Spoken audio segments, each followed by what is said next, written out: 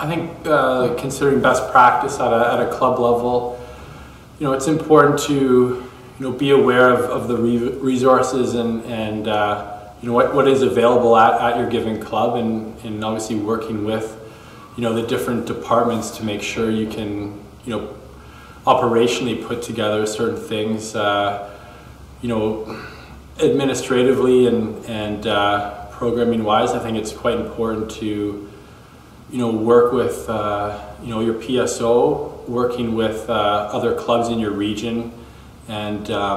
when appropriate, sharing resources to help with program when it makes sense, and obviously using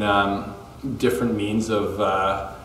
resources that are provided both from ACA, CSCF, and potentially other coaching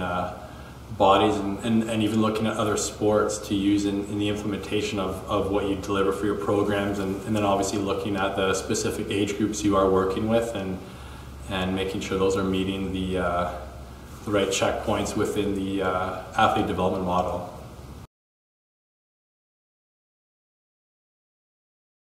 Best practices as a head coach, I think you hear it all the time, and people talk to it as leading as example, but I prefer to make sure to put in the extra time and effort, being able to listen to the coaches, listen to the input, and make sure that's being interpreted as they're being heard, giving that time. I think doing what you can to continually improve your own personal experiences and knowledge will only help what you can be, and how you can improve. I think that establishing good relationships with the resort or the club you're at, and networking that way to help try and get any extras or shared resources that way. I think that's something I've learned and worked with here at Craigleith.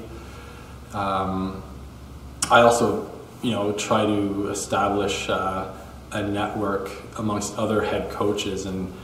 when I first took the job on here at Craigleith, I was quite frequently on the phone with other head coaches that have been doing it for a while, and it's amazing how similar other experiences are that our head coaches have, and what you can learn and share from with them, and that's really helped as well. How do you manage to establish your vision of the development of the club with your board, with your coaches, with the parents? That's a good question. I think it takes a little bit of time. It takes some consistency in communication that's sent out. It takes having continuity in certain key staff, and delivering that message consistently and clearly, right from a young age, whether the athletes are just coming into the racing program, it's the parents' first opportunity or exposure to a program within your club, and being open with them, providing them a lot of information, resources that they can read upon to educate themselves further on the sport and on what you offer as a club, and being proactive with communication. We try different forms of communication, whether it's social media, regular weekly e-blasts. We do scheduled parent meetings at the start of the season, and then offer opportunities towards the end of the year for surveys and feedback to help us as checkpoints to see if we're meeting expectations or where we need to improve on, and obviously working with the board, having a good relationship with them, and utilizing them, to access the strengths they may have, whether it's in their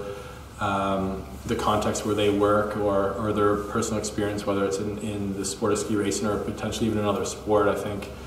having a key racing director or a racing committee, depending on the club you're at, the different setup, it could be different than how we are here at Craigleith. But I've had some really nice mentors as directors here, and it's always nice to have someone like that to bounce ideas off of, and if you have that support and try new initiatives, or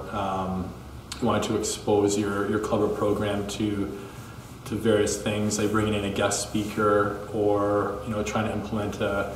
new camps, it's always a good idea to have that support and yeah.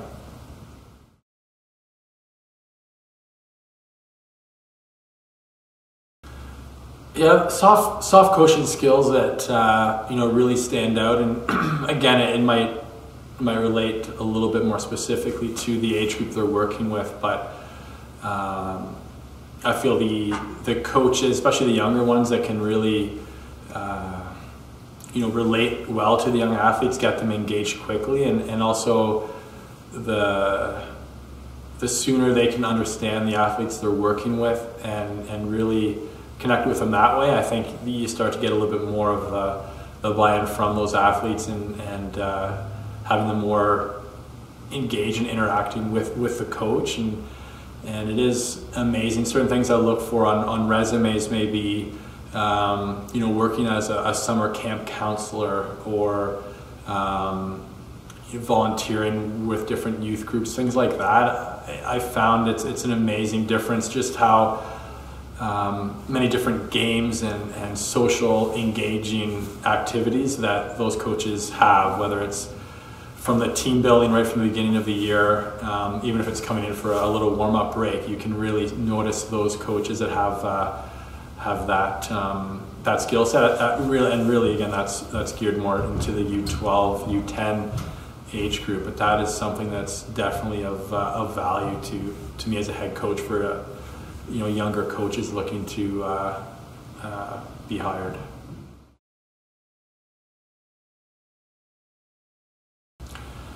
Yeah, I've really had some success with the mentoring here at Craigleith. I think obviously the critical component there is having mentors that are accessible and available within your club program or nearby if that's not the case. I think having been doing it for quite a few years now with that mentoring program, having the mentors up to speed and current on what the best practices are is something that we'll continue to work towards. I think with the implementations of the new Snowstars website and the U12 iPhone app, and as that more information and various age groups will be added to that, and obviously having different platforms because not everyone's on an iOS or iPhone. But I think things like that to provide continuity in what is delivered with what being a certified coach and that being the rally cry with the CSCF this year, I think that's quite important, and really try to expose the membership here at Craigleith and if it's across the nation, how important it is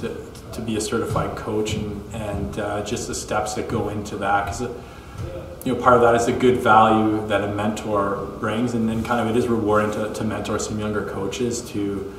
provide them an opportunity to ask some questions and kind of confirm where they're at in their coaching context. And